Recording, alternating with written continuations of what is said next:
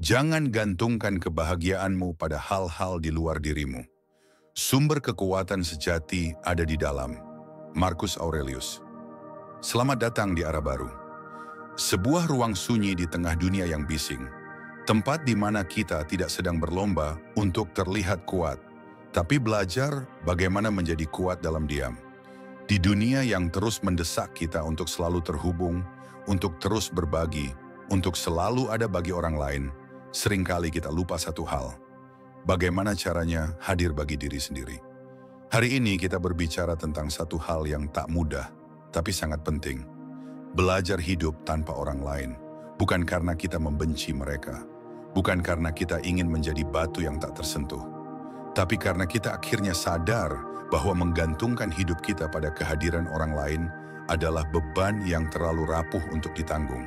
Manusia adalah makhluk sosial, iya. Tapi sebelum kita bisa mencintai dengan tulus, kita harus tahu cara berdiri sendiri. Sebelum kita bisa memberi arti bagi yang lain, kita harus tahu arti diri sendiri.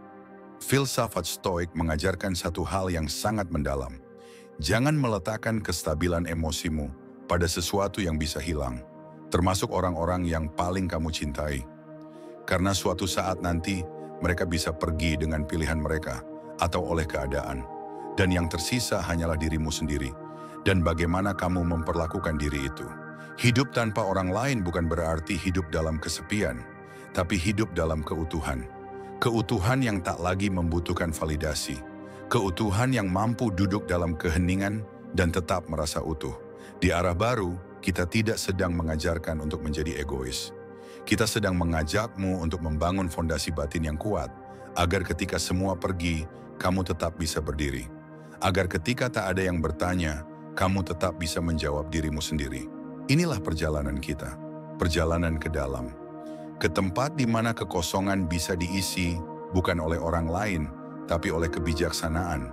Dan kamu akan tahu, ternyata hidup sendiri bukanlah akhir, tapi permulaan untuk hidup yang lebih sadar, lebih jujur, dan lebih merdeka. Selamat datang di Arah Baru. Disinilah kita belajar bukan hanya untuk bertahan, tapi untuk menjadi cukup. Kesepian, kata yang terdengar sunyi, dingin, dan seringkali dihindari. Sebagian orang menyebutnya kutukan, sebagian lagi menyamakannya dengan kegagalan dalam berhubungan. Padahal jika kita cukup diam untuk mendengarkannya, kesepian bisa jadi guru yang paling jujur dan paling tegas.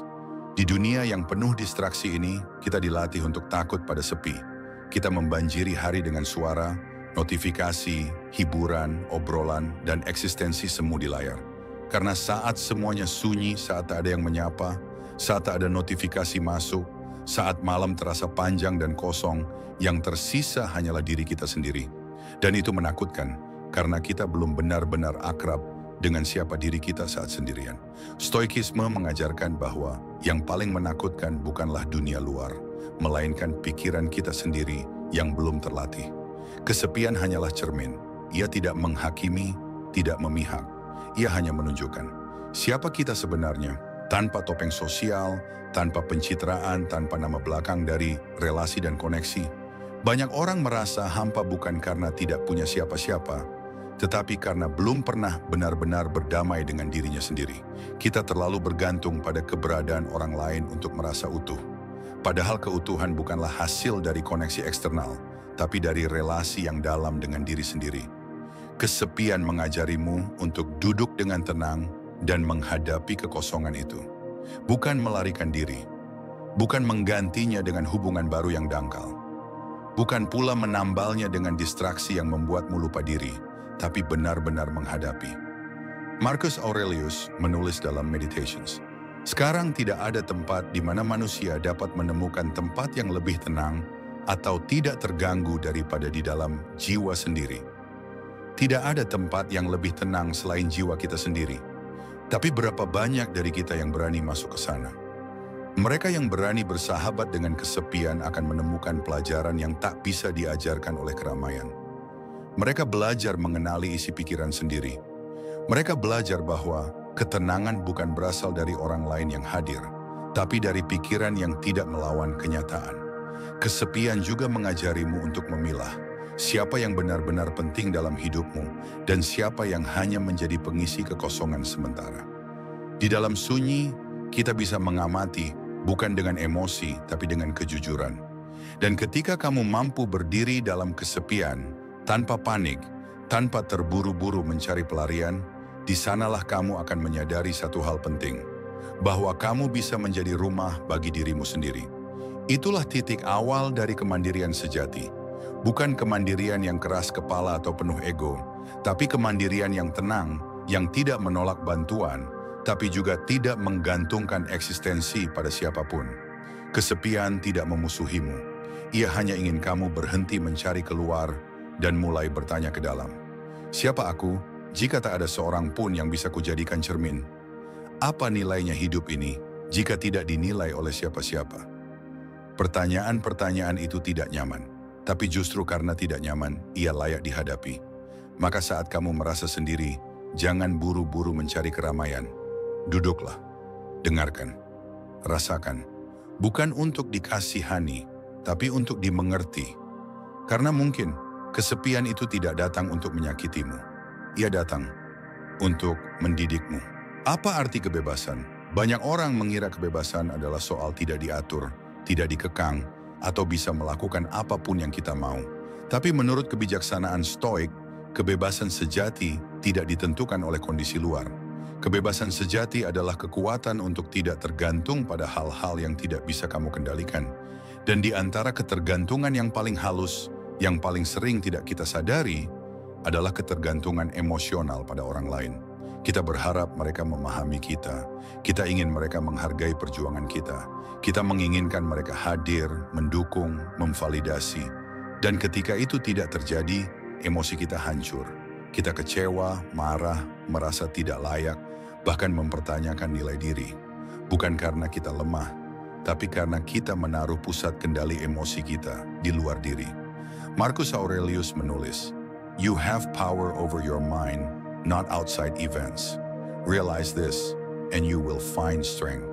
Kita memiliki kuasa atas pikiran kita, bukan atas kejadian luar, bukan atas sikap orang lain, bukan atas respon dunia. Dan kesadaran ini adalah titik mula dari kemerdekaan emosional.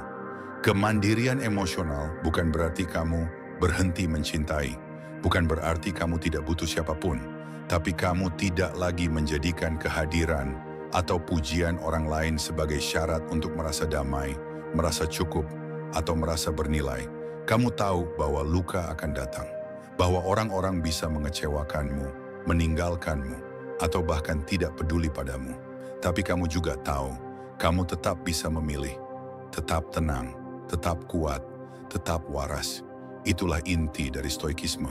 Membuat batin kita tidak mudah diguncang oleh angin luar. Karena batin yang bergantung pada cuaca luar akan terus diterpa badai, tapi batin yang berakar pada prinsip akan kokoh bahkan saat diterjang gelombang. Kemandirian emosional adalah ketika kamu mampu menangis tanpa merasa lemah, mampu kecewa tanpa berubah menjadi pahit, mampu mencintai tanpa melebur dan kehilangan dirimu sendiri. Ia bukan dinding, tapi fondasi. Kamu tidak membangun tembok untuk menolak orang lain, tapi kamu membangun pilar dalam dirimu, agar kamu tidak roboh ketika mereka pergi. Kita hidup di zaman yang menjual keintiman sebagai jalan pintas untuk kebahagiaan. Padahal tanpa kedewasaan emosional, semua keintiman hanya akan jadi candu yang menuntut dan melelahkan. Karena itu, belajarlah untuk hadir untuk dirimu sendiri terlebih dahulu. Belajarlah untuk menenangkan dirimu ketika tidak ada yang menenangkanmu. Belajarlah untuk berkata, "Aku cukup," bahkan ketika tak ada yang melihatku. Ketika kamu mencapai titik itu, ketika kamu tidak lagi menagih kebahagiaan dari luar, ketika kamu tidak lagi mengaitkan harga dirimu pada ekspresi orang lain, ketika kamu bisa bersikap tenang walau tidak disetujui, itulah kebebasan yang sebenarnya. Dan kebebasan ini tidak akan diberikan oleh siapapun. Ia tidak bisa diwariskan, tidak bisa dibeli, bahkan tidak bisa diajarkan. Ia hanya bisa dicapai dengan latihan harian, dengan keberanian untuk melihat dirimu sendiri secara jujur, dengan membiarkan luka-luka lama sembuh, bukan dengan menambalnya tapi dengan menghadapi dan memeluknya. Kemandirian emosional adalah bukti bahwa kamu telah menjadi dewasa secara batin. Bukan berarti kamu tak pernah terluka, tapi kamu tahu bagaimana bangkit tanpa menyalahkan siapa-siapa. Itulah bentuk tertinggi dari kekuatan dalam diam. Kesendirian adalah kondisi, tapi keberhargaan diri adalah keyakinan. Keduanya seringkali tertukar, padahal memahami perbedaan di antara keduanya adalah kunci untuk tidak terus-menerus merasa kurang hanya karena tidak ditemani. Dalam dunia yang sibuk merayakan koneksi, relasi, dan kehidupan sosial yang penuh warna, berada sendiri seringkali disalahartikan sebagai tanda kekurangan. Orang yang tidak punya pasangan disebut kesepian. Orang yang tidak ramai teman dianggap tertinggal. Orang yang lebih banyak berbicara dengan dirinya sendiri malah dianggap aneh. Tapi inilah ironi besar zaman ini. Kita lebih takut terlihat sendiri daripada kehilangan diri sendiri. Kita rela melebur dalam relasi yang tidak sehat, rela menjadi orang lain demi diterima, rela berkompromi dengan nilai diri demi tidak merasa asing di tengah keramaian. Kita salah kaprah, mengira bahwa keberhargaan diri hanya muncul dari pengakuan. Padahal stoikisme, sejak berabad-abad lalu, telah mengingatkan, "He who depends on others for praise is a slave to the opinions of the crowd." Seneca. Ketika kita menggantungkan rasa berharga pada komentar orang lain, kita sedang membiarkan martabat diri kita ditentukan oleh hal yang sepenuhnya di luar kendali. Dan itu bukan kekuatan. Itu adalah bentuk perbudakan batin yang paling halus. Kesendirian sejatinya adalah ruang netral. Ia bukan hukuman, ia bukan vonis. Ia adalah waktu dan tempat yang diberikan semesta agar kita bisa memeriksa diri, memulihkan luka, dan membangun fondasi nilai yang tidak goyah. Sayangnya karena kita terlalu lama dididik untuk menilai diri dari luar. Dari status, dari pasangan, dari pujian, dari like. Kita menjadi gelisah saat sendirian. Kita mengira sunyi adalah tanda bahwa kita gagal dicintai. Padahal keberhargaan diri bukan datang dari siapa yang memelukmu, tapi dari bagaimana kamu memperlakukan dirimu sendiri ketika tidak ada yang memelukmu. Saat kamu bisa duduk sendiri tanpa rasa malu, saat kamu bisa makan sendiri tanpa merasa rendah, saat kamu bisa membuat keputusan besar tanpa bertanya pada terlalu banyak suara, itulah tanda bahwa kamu telah menemukan nilai dirimu di dalam dirimu sendiri. Keberhargaan diri bukan tentang pembuktian, bukan tentang menjadi lebih dari orang lain, tapi tentang mengakui bahwa kamu bernilai karena kamu hidup, kamu bernapas, kamu mencoba. Tidak semua orang akan melihat nilaimu, dan kamu tidak harus memaksa mereka untuk melihat, karena keberhargaan diri sejati tidak bersyarat. Ia tidak tumbuh dari kekaguman, ia tumbuh dari pengenalan diri. Kesendirian yang diterima, bukan ditolak, akan menjadi ladang subur bagi pertumbuhan batin. Dan keberhargaan diri yang tidak tergantung pada relasi akan menjadikan kita lebih jujur dalam mencintai. Karena kita tidak mencintai untuk melengkapi kekosongan, tapi kita mencintai dari kelimpahan yang sudah ada di dalam. Itulah kenapa Stoik menyarankan untuk sering menyendiri dengan sadar. Bukan lari dari dunia, tapi kembali ke dalam, menyentuh inti kita yang terdalam, tanpa suara luar, tanpa penilaian, tanpa topeng. Jadi bila hari ini kamu sedang sendiri, jangan buru-buru menilainya sebagai kekurangan. Bisa jadi itu adalah waktu yang sangat langka dan berharga. Waktu untuk melihat dirimu bukan dari mata orang lain, tapi dari mata hati yang jernih. Kamu tidak perlu orang lain untuk memberitahu bahwa kamu berharga, karena sesungguhnya keberhargaanmu tidak pernah datang dari luar. Ia lahir dari dalam, dan hanya kamu yang bisa menjaganya. Berapa kali dalam hidup kita menurunkan harga diri demi sekadar tidak merasa diabaikan? Berapa banyak waktu, tenaga, dan emosi yang kita habiskan untuk membuat seseorang memperhatikan kita, padahal dalam hati kita tahu perhatian itu tidak tulus, tidak berasal dari ketulusan, tapi dari kewajiban. Tidak lahir dari rasa peduli, tapi dari rasa sungkan. Dan kita tetap bertahan dengan harapan, setidaknya dia masih ada. Manusia adalah makhluk sosial. Kita butuh kehadiran, perhatian, dan koneksi. Itu fitrah. Itu bukan kelemahan. Namun ketika kebutuhan itu berubah menjadi ketergantungan, dan ketergantungan itu berubah menjadi permintaan yang tidak sehat, maka kita tidak lagi sedang mencintai, kita sedang mengemis. Dan apa yang terjadi saat kita mengemis perhatian? Kita melemah. Bukan karena kita tidak layak dicintai, tapi karena kita menyerahkan harga diri pada tangan orang yang bahkan tidak benar-benar ingin menggenggamnya. Stoikisme mengajarkan kita untuk menjaga martabat, untuk tidak meletakkan emosi pada hal yang di luar kendali. Dan perhatian orang lain adalah salah satu hal yang paling tidak bisa kita kendalikan. Kita bisa berbuat baik, kita bisa hadir, kita bisa setia, tapi kita tidak bisa memaksa seseorang untuk peduli. Karena perhatian yang tidak lahir dari keinginan bebas. Bukan perhatian tapi basa-basi. It is the part of a wise man to resist desires that are not worthy of him. Seneca. Kita harus cukup bijak untuk menolak bentuk kasih yang merendahkan. Karena perhatian yang tulus tidak perlu diminta. Ia hadir karena ingin. Ia tumbuh karena niat, bukan paksaan. Lalu mengapa kita tetap bertahan? Mengapa kita tetap berjuang dalam hubungan satu arah, di mana kita memberi segalanya, tapi menerima hampir tidak ada? Karena kita takut. Takut sendirian. Takut kehilangan satu-satunya sumber afeksi. Padahal, tak ada yang lebih menyakitkan daripada merasa sendiri di tengah orang yang tidak benar-benar ingin bersamamu. Itu bukan kebersamaan. Itu pengabaian yang berkedok hubungan. Berhenti mengemis bukan berarti berhenti mencintai. Berhenti mengemis adalah keputusan untuk mencintai dengan bermartabat. Untuk berkata, jika aku harus memohon agar dihargai, maka itu bukan tempatku.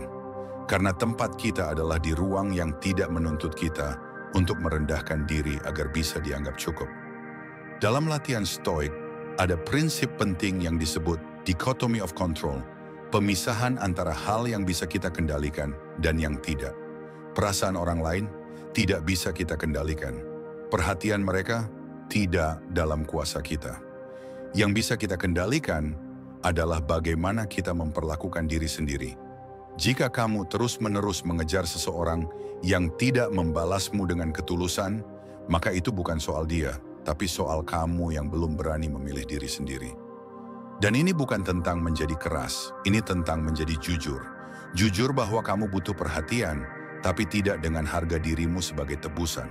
Jujur bahwa kamu ingin dicintai, tapi bukan oleh orang yang tak benar-benar ingin tinggal. Kita diajarkan untuk bersikap baik kepada orang lain. Tapi stoikisme mengingatkan, jangan lupa bersikap baik kepada diri sendiri. Karena terkadang bentuk cinta terbaik adalah berhenti mengejar orang yang terus menjauh. Berhentilah mengemis perhatian yang tidak tulus.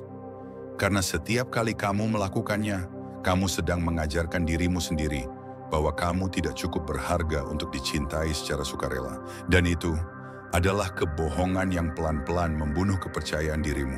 Kamu layak dicintai, tapi bukan dengan memaksa. Kamu layak diperhatikan, tapi bukan dengan merendah. Kamu layak hadir dalam hidup seseorang yang benar-benar ingin kamu ada.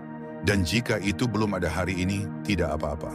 Asal kamu tidak mengabaikan satu orang yang seharusnya paling memerhatikanmu, dirimu sendiri. Ada satu kebenaran yang sering tidak kita sadari. Hidup yang stabil tidak dibangun dari motivasi sesaat, tapi dari kebiasaan yang konsisten. Dan kebiasaan terbaik adalah yang tidak bergantung pada kehadiran siapapun. Kita hidup di dunia yang terus mendorong kita untuk berlari lebih cepat, tapi tidak pernah benar-benar mengajarkan kita bagaimana cara berjalan dengan tenang dan konsisten. Akhirnya, banyak dari kita hanya bergerak kalau ada yang mengawasi, kalau ada yang menemani, atau kalau ada yang memuji. Dan ketika semua itu tidak ada, hidup ikut diam, kinerja turun, semangat lenyap. Inilah bahayanya bergantung pada orang lain untuk menjaga ritme hidup. Hari-harimu menjadi tidak stabil, produktivitasmu naik turun, dan yang paling berbahaya, kamu mulai kehilangan kepercayaan pada dirimu sendiri. Stoikisme tidak pernah mengandalkan kondisi luar sebagai dasar ketenangan atau kebajikan. Marcus Aurelius berkata, "At every hour, give your full attention. Do not seek anyone else's approval." Kita diminta untuk tetap hadir pada setiap tindakan, tanpa perlu sorotan, tanpa perlu tepuk tangan. Karena inti dari latihan batin adalah melakukan yang benar bahkan ketika tidak ada yang melihat. Membangun rutinitas tanpa ketergantungan pada siapapun adalah bentuk kekuatan pribadi yang tidak bisa dipinjam dari siapa-siapa. Ia dibentuk dari disiplin, dari pengulangan yang diam-diam, dari tekad untuk hidup teratur, bahkan saat dunia sedang kacau. Mulailah dari hal kecil, bangun pagi, bukan karena alarm dari orang lain, tapi karena kamu menghargai harimu sendiri. Berolahraga, bukan karena ingin tampil bagus di depan orang, tapi karena kamu ingin tubuhmu kuat untuk perjalanan panjang. Belajar, membaca, bekerja, bukan demi pujian, tapi demi menjadi versi dirimu yang lebih sadar dan siap. Karena sejatinya, kamu tidak sedang membangun rutinitas. Kamu sedang membentuk karakter. Rutinitas tanpa pengawasan adalah cermin dari integritas. Itu adalah latihan mental. Mampukah kamu tetap berdisiplin saat tidak ada yang akan menghukummu jika kamu gagal? Mampukah kamu tetap berusaha saat tidak ada yang akan memujimu jika kamu berhasil? Jika kamu hanya bergerak ketika disorot, kamu bukan pribadi mandiri. Kamu sekadar reaksi dari ekspektasi. Tapi jika kamu bisa terus berjalan walau sunyi, kamu sedang melatih ketahanan batin. Dan itulah yang akan menolongmu saat dunia tiba-tiba meninggalkanmu. Ada saatnya kamu akan benar-benar sendiri dalam perjuanganmu. Tidak ada dukungan, tidak ada kata semangat, tidak ada pelukan hangat. Dan pada saat itu, satu-satunya yang bisa menopangmu adalah rutinitas yang sudah kamu bangun jauh sebelumnya. Rutinitas yang kamu rawat seperti menanam pohon. Tak langsung berbuah, tapi suatu hari ia akan menjadi naungan ketika badai datang. Maka berhentilah menjadikan motivasi eksternal sebagai mesin hidupmu. Bangun sistem yang bisa berjalan, bahkan ketika kamu sedang tidak semangat. Karena tidak ada orang sukses yang bergantung pada dorongan sesaat. Mereka punya kebiasaan yang berjalan meski tanpa gairah. Mereka punya komitmen yang bekerja bahkan saat emosi sedang turun. Dan kamu juga bisa, asal kamu cukup sabar untuk berjalan. Cukup jujur untuk memperbaiki, dan cukup kuat untuk tidak menunggu siapapun memulai duluan. Kamu bukan cermin dari orang lain. Kamu bukan sekadar bayangan dari ekspektasi luar. Kamu adalah pribadi utuh. Dan kamu layak membangun sistem hidup yang tegak atas nama kesadaranmu sendiri. Bangun rutinitas, bukan karena ada yang melihat, tapi karena kamu layak untuk hidup tertata. Dan suatu hari, saat semuanya meninggalkanmu, rutinitas itulah yang akan menggandeng tanganmu untuk tetap berdiri. Mungkin dalam hidup ini, kita lebih sering diajarkan cara berbicara daripada cara diam. Kita diajarkan cara tampil daripada cara menyendiri. Kita sibuk belajar bagaimana didengar oleh dunia, tapi lupa belajar bagaimana mendengar diri sendiri. Sunyi adalah kondisi yang banyak orang hindari. Karena bagi sebagian besar dari kita, sunyi berarti kosong. Dan kosong adalah tempat di mana pikiran-pikiran yang kita coba tutupi selama ini mulai bicara. Padahal dalam ajaran stoikisme, diam dan sunyi bukan musuh. Justru ia adalah sahabat latihan jiwa. Sunyi adalah ruang jernih, tempat batin kita bercermin. Tempat kita bisa mengamati pikiran, emosi dan luka tanpa terganggu oleh keramaian luar. Marcus Aurelius menulis dalam Meditations, "Men seek retreats for themselves, in the country, by the sea, in the mountains. But nowhere can a man find a retreat more peaceful or more free from trouble than in his own soul." Sunyi bukan berarti menjauh dari dunia secara fisik. Sunyi adalah keberanian untuk menutup pintu sejenak dari hiruk-pikuk luar dan membuka pintu ke dalam, ke tempat yang sering kita lupakan, jiwa kita sendiri. Dalam diam, kita bisa bertanya hal-hal yang tidak pernah sempat kita renungkan. Apa yang benar-benar aku cari? Apakah aku hidup sesuai nilai yang aku yakini? Ataukah selama ini aku hanya mengikuti alur tanpa tahu tujuan? Kebisingan dunia sering menenggelamkan suara hati kita. Dan parahnya, kita pun ikut menikmati kebisingan itu sebagai pelarian. Kita scroll tanpa henti, mendengarkan ribuan suara tanpa pernah benar-benar mendengarkan diri sendiri. Dan akibatnya, kita terasing dalam kehidupan kita sendiri. Diam bukan sekadar hening. Diam adalah kemampuan untuk mengobservasi tanpa menghakimi. Diam adalah momen ketika kita tidak lagi sibuk memberi reaksi, tapi mulai menumbuhkan pengertian. Dan dalam diam itulah kita akan menemukan bahwa banyak dari keresahan kita selama ini bukan berasal dari dunia luar, melainkan dari batin yang belum pernah kita ajak berdialog. Kita sering merasa bingung, gelisah, mudah marah, tidak tenang, karena ada bagian dari diri kita yang terus berteriak, tapi tak pernah kita dengarkan. Dan sunyi memberi kita kesempatan untuk mendengar. Berteman dengan sunyi berarti kamu tidak lagi takut ditinggal. Karena kamu tahu, bahkan saat tidak ada siapa-siapa, kamu tetap bisa berteduh dalam dirimu sendiri. Sunyi bukan hanya tempat untuk menyembuhkan, tapi juga untuk membangun ketajaman berpikir, kedalaman perasaan, dan kekuatan pengendalian diri. Dalam sunyi, kamu belajar untuk tidak reaktif. Kamu tidak buru-buru menilai, tidak terburu nafsu membalas, tapi memberi ruang bagi kebijaksanaan untuk tumbuh. Maka jangan remehkan waktu-waktu ketika kamu sendiri. Jangan buru-buru menutup ruang kosong dengan suara. Kadang, 1 jam dalam kesunyian bisa lebih menyembuhkan daripada 1000 nasihat. Karena nasihat dari luar bisa menguatkan, tapi hanya dalam keheningan. Kamu benar-benar bisa mengerti dirimu sendiri. Dan jika kamu terbiasa tinggal dalam sunyi, kamu tidak akan lagi takut kehilangan keramaian. Karena kamu sudah punya rumah yang paling kokoh, rumah di dalam jiwamu.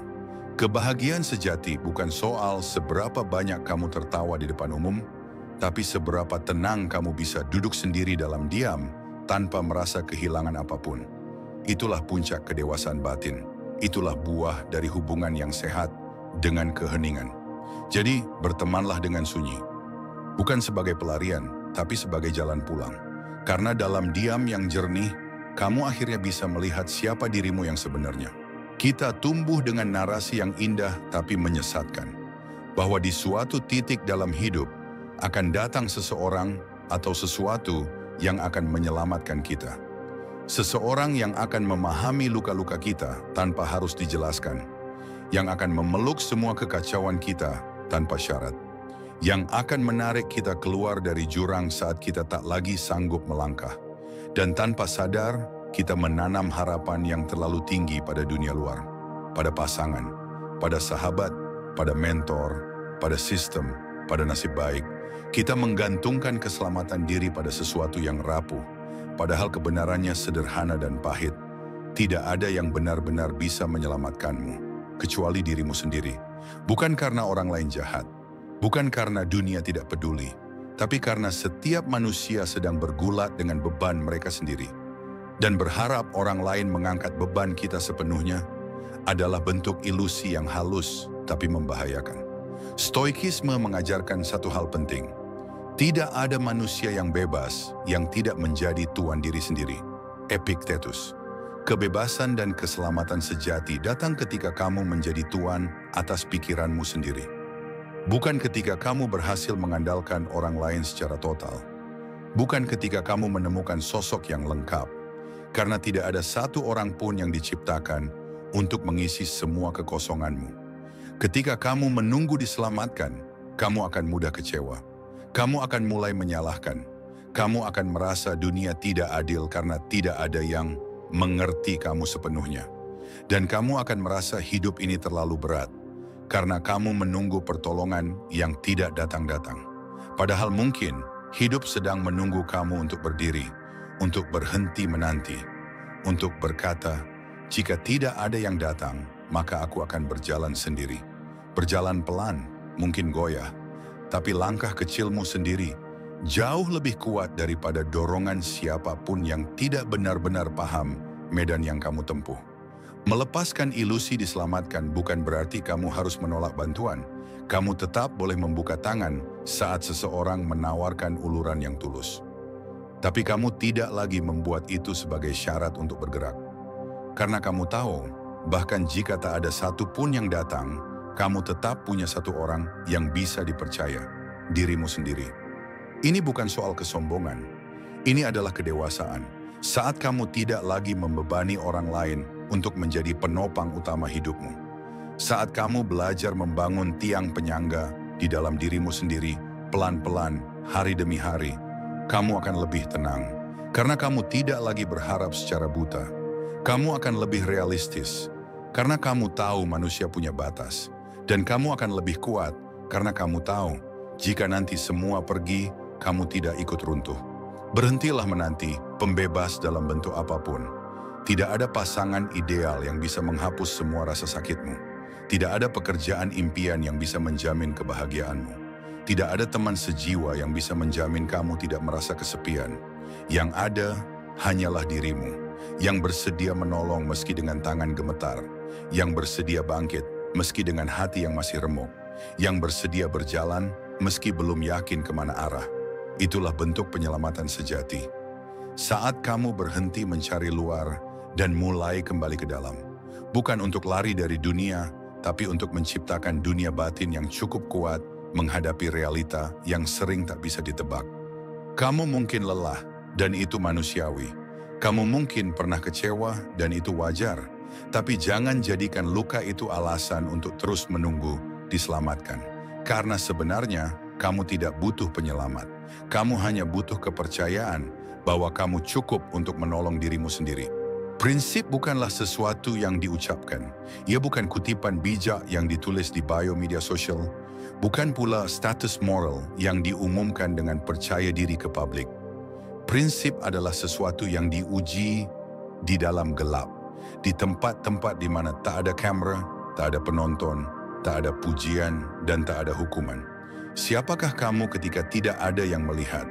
Itulah cermin paling jujur dari karakter. Itulah panggung sunyi di mana integritasmu diuji, bukan dinilai.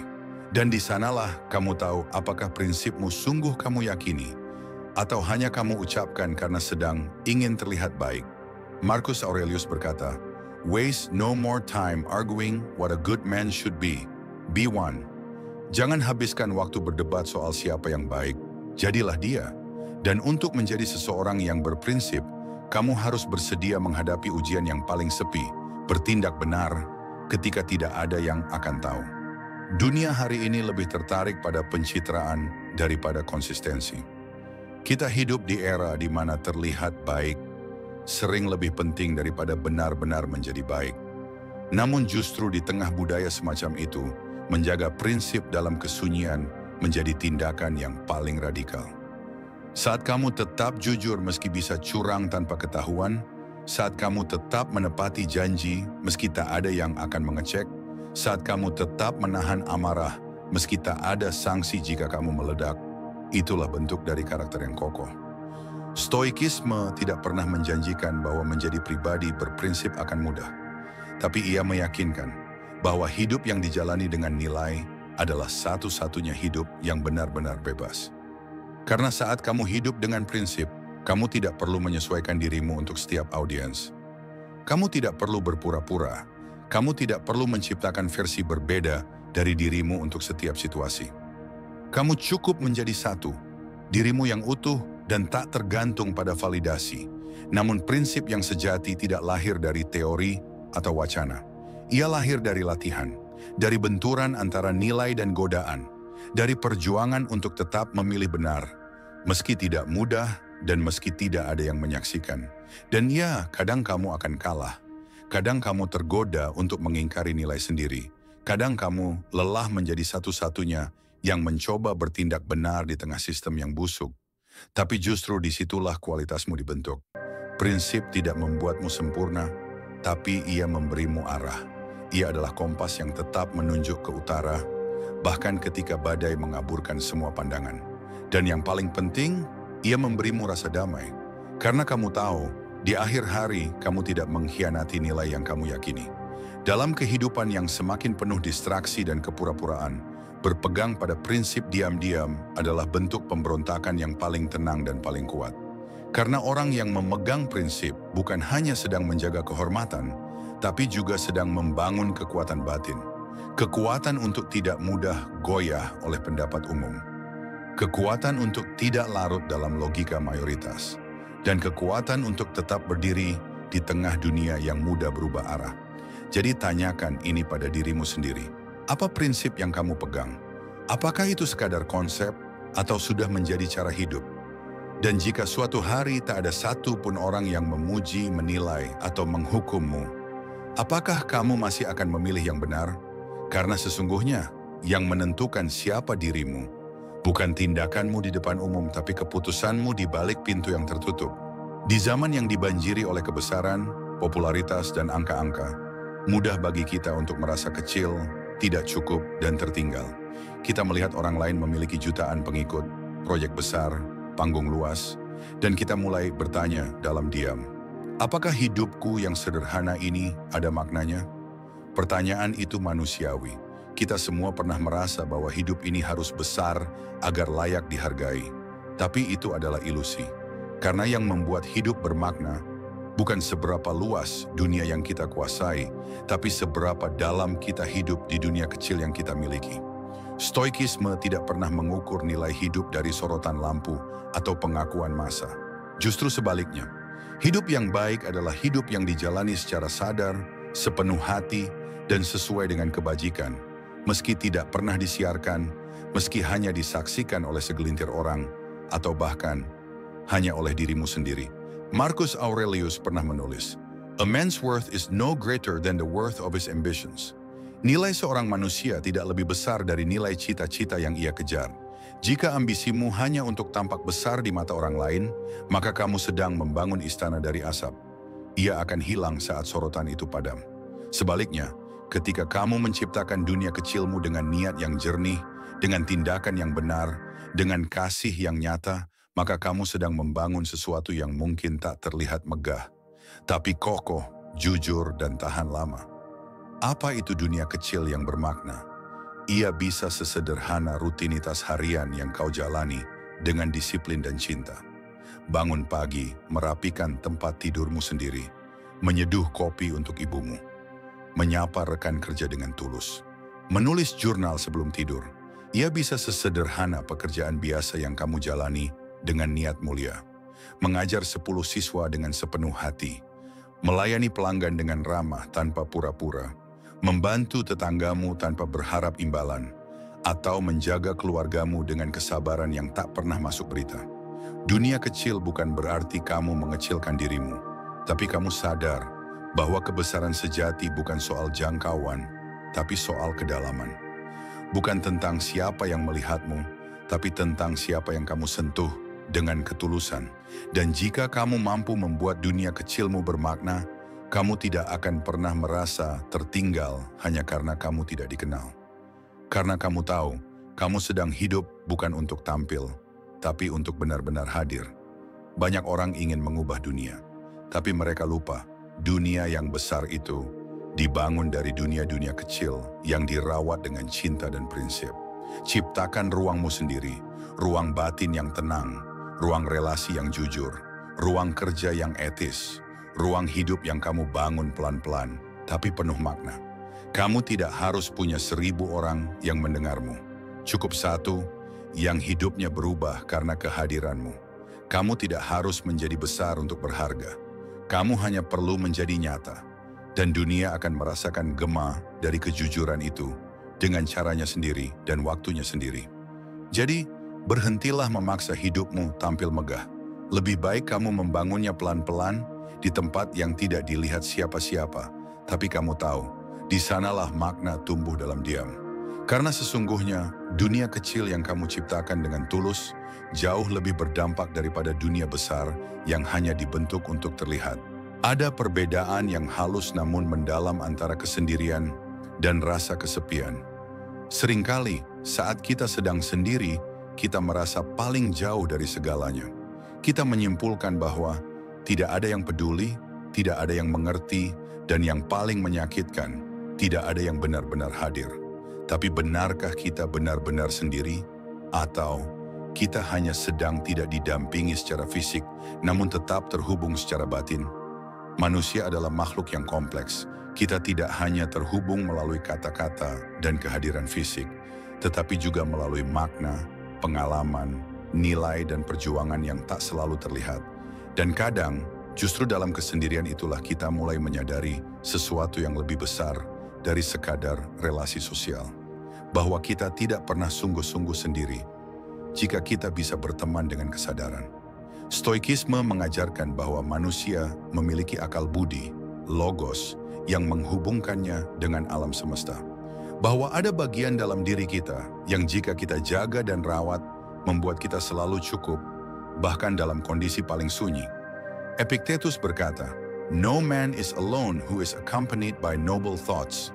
Selama kamu masih bisa berpikir dengan jernih, selama kamu masih bisa mendengarkan suara nuranimu, selama kamu masih bisa mengandalkan logika dan kebajikan untuk menuntun langkahmu, kamu tidak sedang sendirian. Kamu sedang dalam keheningan yang membawa kedewasaan. Kita hidup di masa di mana keramaian sering dikira sebagai ukuran kesehatan mental. Bahwa semakin banyak teman, semakin aktif sosial, semakin sering bersama, maka semakin bahagia. Padahal, berapa banyak orang yang kita temui setiap hari yang sesungguhnya merasa kosong dalam hatinya. Berapa banyak dari mereka yang tertawa di tengah pesta, namun menangis saat semua lampu dimatikan. Kesendirian bukan kekosongan. Kesendirian adalah ruang netral yang bisa menjadi ruang luka atau ruang pertumbuhan, tergantung bagaimana kita menyikapinya. Dan yang sering kita lupakan adalah ini. Semua orang besar dalam sejarah pernah berjalan sendirian di satu fase hidupnya. Para filsuf, seniman, pejuang, ilmuwan, bahkan nabi, mereka semua pernah merasakan apa yang kamu rasakan. Kesendirian, sepi, dan rasa tidak dipahami. Namun mereka tidak hancur karenanya. Mereka menempa sesuatu di dalam, kekuatan untuk hadir bagi diri sendiri. Karena kamu tidak sendiri hanya karena sendiri. Kamu masih punya dirimu. Dan jika kamu mau menoleh ke dalam, kamu akan menemukan bahwa kamu jauh lebih kuat daripada yang kamu kira. Lihatlah apa yang sudah kamu lalui. Berapa banyak malam yang kamu lewati sendirian, namun tetap bertahan. Berapa banyak keputusan sulit yang kamu ambil, meski tak ada yang mendukung. Berapa banyak rasa sakit yang kamu redam, tanpa pernah kamu pamerkan. Itu bukan kelemahan. Itu bukti bahwa kamu tidak pernah sepenuhnya sendiri. Ada bagian dari dirimu yang tetap berdiri, yang menjaga, yang menenangkan, yang mendorongmu terus melangkah, walau pelan. Dan jika kamu pernah meragukan itu, maka ingat ini. Bahkan saat tidak ada satupun orang yang menanyakan kabarmu, kamu tetap hidup. Karena yang menyelamatkanmu bukan kehadiran orang lain, tapi keberanianmu untuk bertahan satu hari lagi. Jadi, ketika sunyi datang, jangan buru-buru menolaknya. Peluk ia sebagai guru, dengarkan apa yang ia bisikkan. Karena dalam keheningan itulah, kamu akan belajar bahwa dirimu bukan ruang kosong, tapi ruang yang luas penuh ketahanan, ingatan, harapan, dan kemungkinan. Dan kelak, ketika kamu kembali bertemu orang-orang, kamu tidak lagi mendekat karena takut sendiri, tapi karena kamu sudah berdamai dengan sunyi. Kamu tidak lagi mencintai karena merasa kurang, tapi karena kamu telah menjadi utuh. Ingatlah selalu, kesendirian adalah fase, bukan vonis. Ia datang bukan untuk menghukum, tapi untuk menguatkan. Dan kamu selalu bisa memilih untuk menjadikannya tempat bertumbuh. Sebab pada akhirnya, kita semua akan sampai di titik yang sama. Titik di mana kita harus berdiri dengan kaki sendiri, berjalan tanpa didorong siapa-siapa, dan belajar untuk tidak kehilangan arah, meski tak ada yang menunjukkan jalan. Kesendirian bukan kutukan, ia adalah ruang latihan, tempat kita membentuk kekuatan batin, menemukan arah hidup yang sejati, dan belajar mencintai diri, tanpa syarat dari siapapun, karena hidup yang kokoh tidak dibangun dari kehadiran orang lain, tapi dari kemampuan kita untuk hadir bagi diri sendiri. Bukan untuk menutup diri dari dunia, tapi untuk tidak lagi bergantung pada dunia demi merasa utuh. Jika kamu sedang ada di fase ini, sunyi sendiri, dan mencari makna, maka kamu tidak sendirian. Banyak dari kita sedang melewati jalan yang serupa, dan disinilah arah baru ingin hadir. Bukan sebagai penyelamat, tapi sebagai pengingat bahwa kekuatan itu selalu ada di dalam dirimu. Jangan lewatkan video berikutnya, karena di setiap narasi kita tidak hanya berbicara, kita bersama-sama belajar menjadi manusia yang lebih kuat, lebih tenang, dan lebih utuh.